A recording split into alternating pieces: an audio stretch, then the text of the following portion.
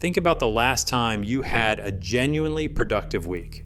Not a busy week, a productive one, where you can point to something you actually built, decided, or moved forward in a real way. For a lot of founders, that's a harder question than it should be. Because here's the thing, most of us aren't failing at productivity. We're succeeding at the wrong version of it. We track our hours, we clear our inboxes, we run our stand-ups, we stay on top of Slack. And at the end of the week, we've been busy every single day and built almost nothing. Cal Newport wrote a book called Deep Work, and it's built around one uncomfortable idea. The way most of us work is making us worse at the thing we're actually supposed to be doing. He spent years studying the people who produce at the highest level, not just the people who look productive, but the ones with a real body of work behind them. What he found wasn't a better schedule or a smarter to-do list.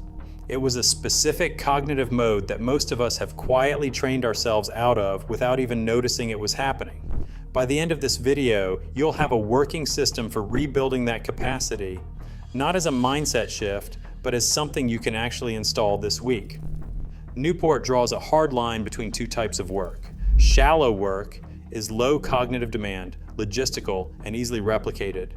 It's the email thread, the check-in call, the Slack message you answered in 30 seconds, the meeting that could have been a document.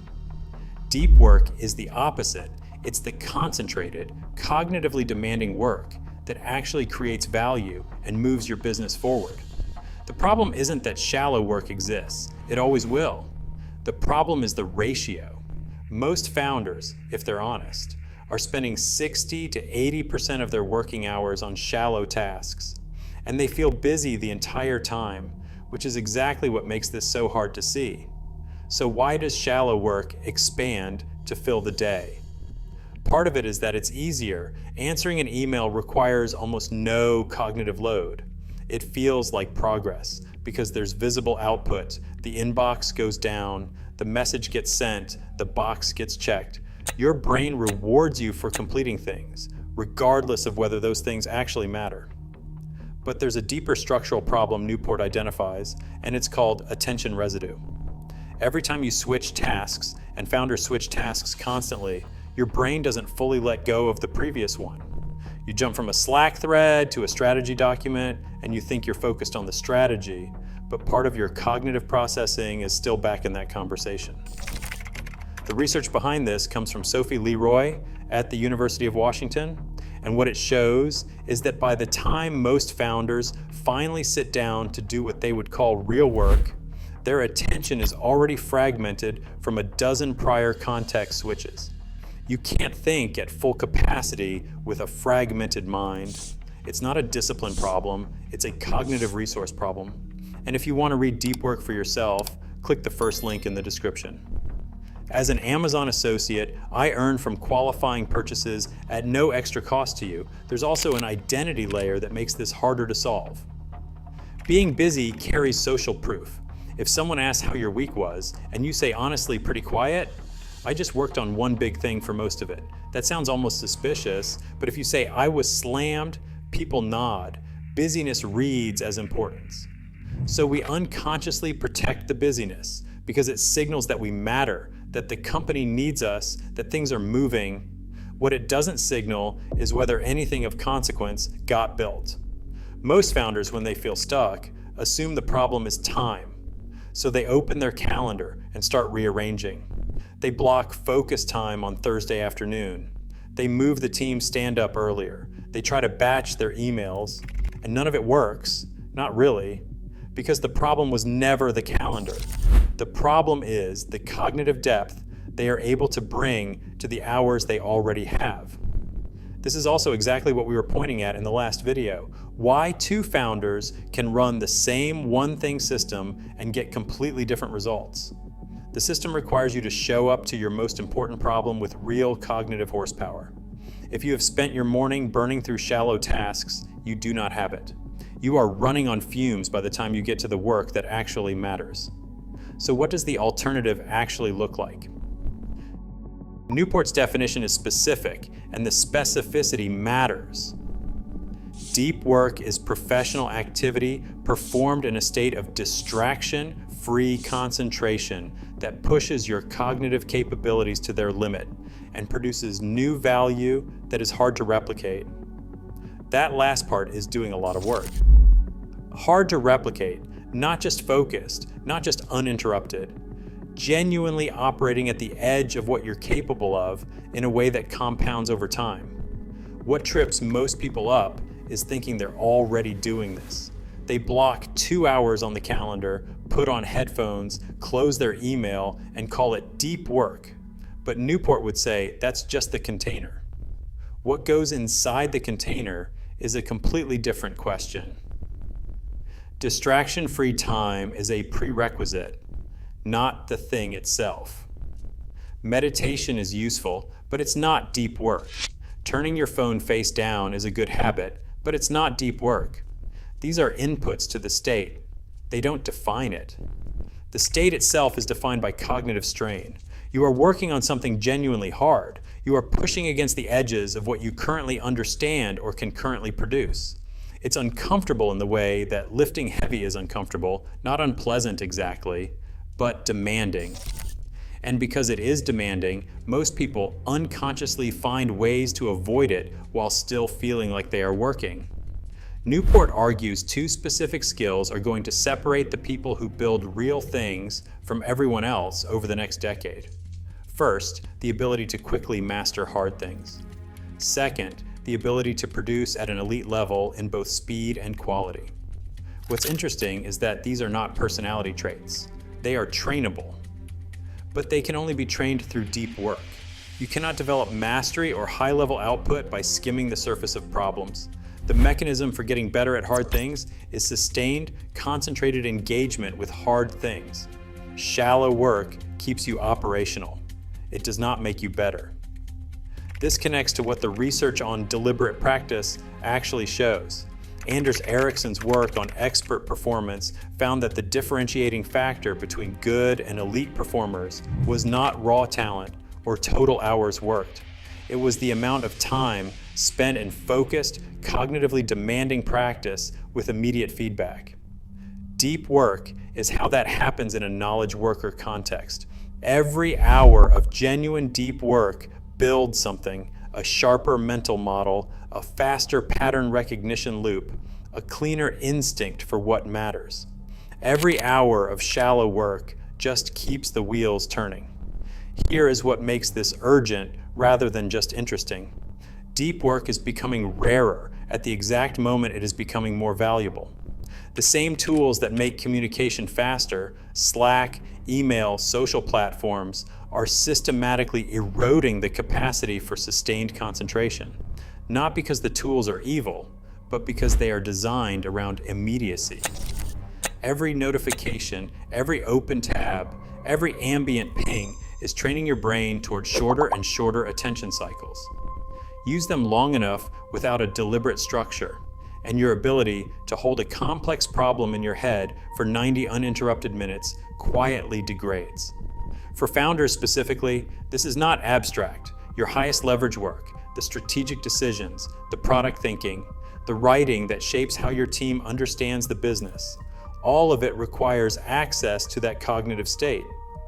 If you cannot get there, you are not actually leading at the level your company needs. You are reacting. And there is a difference between a company led by someone thinking deeply about the right problems and one that is just responding to whatever came in this morning. Newport identifies 4 different ways to structure this into your life, and the one most founders reach for first is actually the least likely to work. Newport lays out 4 different structures for actually getting deep work into your life, and they are not interchangeable.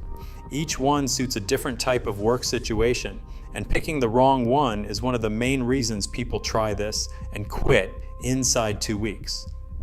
The first is the monastic philosophy. You eliminate shallow work as completely as possible and dedicate almost all of your professional time to depth. Think of a novelist who has no public email address, or a researcher who declines every speaking request and committee assignment. They have essentially walled off the outside world so the inside work can happen without interruption. Newport uses Donald Knuth as an example, the computer scientist who famously stopped using email in 1990 because, as he said, he was trying to finish a 20-year project and could not afford the interruption cost. That is the monastic philosophy in practice. It does not work for most founders. You are not writing a dissertation in isolation. You are running a business with people, customers, fires, and decisions that genuinely require your attention. Eliminating shallow work entirely is not an option when shallow work is sometimes the actual job. The second is the bimodal philosophy. You divide your time into clearly separated deep and shallow modes, but in large blocks, full days, or multi-day stretches rather than hour-long slots. You might spend 3 days a week operating in deep mode with almost no communication, and the other 2 handling everything operational. Carl Jung did a version of this. He would retreat to a stone tower in Bollingen to do his writing, then return to his clinical practice in Zurich. The key is that the blocks are long enough for real depth to accumulate. 1 protected morning per week is not bimodal, it is just scheduling. Bimodal requires committing to full deep days, which demands a level of organizational trust and delegation that takes time to build. The third is the rhythmic philosophy, and this is where most founders should start. The idea is simple: same time, same place, every single day. You are not deciding each morning whether you have time for deep work today or whether conditions are right. You have already decided. The block is non-negotiable, and over time it stops feeling like a discipline choice and starts running on autopilot. Newport cites research suggesting that the decision to begin a hard task carries its own cognitive cost. Rhythmic scheduling eliminates that cost entirely. The pattern becomes the trigger. Show up at the same desk at the same time, and your brain starts orienting toward depth before you have even opened a document. 4 hours is the honest ceiling for most people, and 2 hours is a realistic starting point.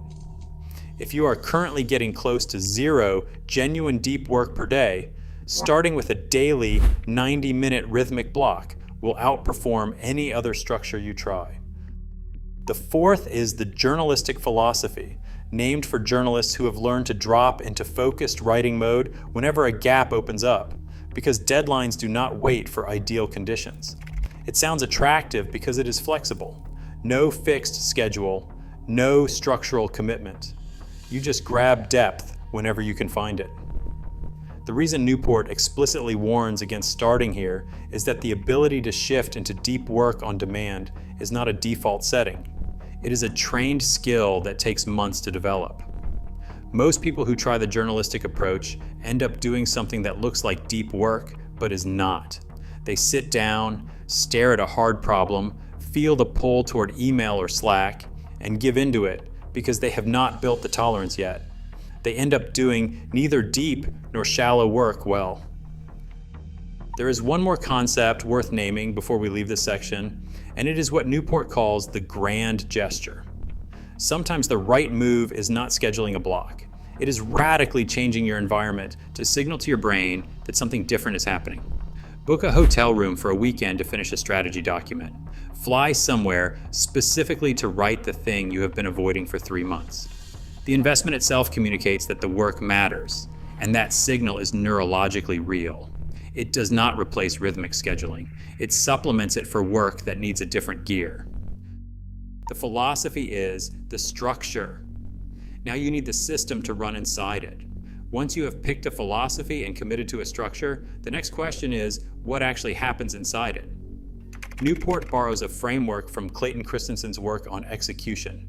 4 disciplines that determine whether a strategy produces results or just sounds good on paper. The first discipline is focusing on the wildly important. Not the 10 things that matter, not your quarterly priorities, the one problem where deep concentration will move the needle more than anything else. You go into a deep work session with a single target defined in advance. Not work on the product, but write the decision memo on the pricing model. Specificity is not optional here. A vague intention creates a vague session. The second discipline is acting on lead measures. This is where most tracking systems break down. Founders measure output, revenue, shipped features, closed deals. Those are lag measures. They tell you what already happened. Newport argues the right metric for deep work is hours of genuine concentration actually completed. That is the lead measure. It predicts the output before the output exists. When you start tracking it honestly, two things happen. First, you realize how little of it you are currently getting. Second, you have something concrete to protect and improve rather than just hoping the outputs get better. The third discipline is keeping a scoreboard. Keep it simple, physical, visible. Newport describes keeping a tally on a piece of paper. Each deep work session gets a mark. Over weeks, a pattern becomes visible, and that pattern creates its own momentum. The goal is not to hit a number. The goal is to make the invisible visible, so it does not silently disappear. The fourth discipline is a cadence of accountability. For Newport, that is a weekly review where you look at your lead measure, assess what worked, and adjust. For founders working with a team, it can mean a 5-minute weekly check-in with a business partner or coach where you report your deep work hours. The accountability does not need to be elaborate, it needs to exist. Now, one of the less obvious pieces Newport includes, and one that most summaries skip, is the shutdown ritual. At the end of each workday, you do a deliberate close down. You review any open tasks, capture next actions, confirm nothing is slipping through the cracks, and then you say shutdown complete out loud. Newport actually uses those exact words. It sounds odd until you understand what the ritual does. The ritual gives your brain permission to fully disengage. Without it, open loops stay active in the background, burning cognitive resources all evening. Sleep quality drops. Recovery does not happen. You start tomorrow already depleted. The shutdown ritual is also what makes rhythmic deep work sustainable long term. You are not grinding harder, you are cycling properly between depth and recovery, the way an athlete structures training loads. There is another counterintuitive piece Newport is insistent about. You need to practice being bored. Not occasionally, deliberately. Every time you pull out your phone during a spare 60 seconds, whether you are waiting for coffee or sitting at a red light, you are training your brain that discomfort is intolerable and stimulation is always available. Over time, that training makes sustained concentration harder to access because the brain has learned to expect an exit the moment things get difficult. Newport's prescription is simple: schedule boredom into your day. Leave the phone alone during transitions. Let your mind wander. You are not wasting time. You are preserving the cognitive tolerance that deep work sessions depend on.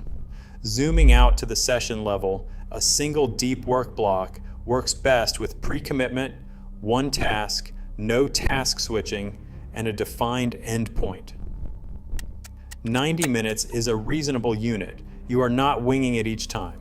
Decide what you are working on before you sit down, work until the block ends, and then stop. The constraint is the point. Open-ended sessions drift. Bounded ones produce. One last thing on this. Your physical and digital environment is not a soft variable. It is an engineering problem. A desk covered in unrelated work creates ambient cognitive load. 15 open browser tabs signal your brain that switching is normal. The environment you build either makes depth easier or makes it nearly impossible, and willpower alone will not compensate for a poorly designed workspace. Newport calls it the any benefit trap, and once you see it, you cannot unsee it. Most people adopt a tool the moment it offers any positive use at all. Slack keeps the team connected, so you use Slack. Twitter surfaces industry news, so you stay on Twitter. The logic feels reasonable until you account for what each tool costs on the other side of the ledger. These platforms are not neutral utilities. They are built by large engineering teams whose sole job is to make them as habit-forming and as interruptive as possible. Every notification, every unread badge, every pull to refresh is a deliberate design decision aimed at pulling your attention back into the tool. Using them without a deliberate policy is not a small inefficiency. It is handing the architecture of your attention over to someone whose incentives have nothing to do with your output. Newport's alternative is what he calls the craftsman approach to tool selection. The bar is not, does this have any benefit? The bar is whether the benefits substantially outweigh the costs to the work that actually matters. For most founders, that standard eliminates a significant chunk of what is currently running in the background of their day. The identity reframe that comes with this is worth sitting with. The most consistently productive people Newport studied do not think of themselves as busy, they think of themselves as craftsmen, people with a specific body of work to build, protecting the conditions that make that work possible. That is a different operating posture than inbox management. And over years, the difference in what gets built is not small. Newport's honest benchmark is that 4 hours of genuine deep work per day is close to the ceiling for most people. If you are nowhere near 2 hours, that is where you start. The founders who compound over time are not the ones working the longest hours. They are the ones who figured out which hours actually count and then built a system to protect them. You now have the system for protecting your best cognitive hours. But here's the problem most founders run into next. They fill those hours with the wrong inputs. The book almost everyone turns to for building better habits, the one sitting on more founder bookshelves than almost anything else, is actually designed for a different type of person than you. The next video breaks down exactly why Atomic Habits fails high achievers and what to use instead. It is already up, so go watch it now.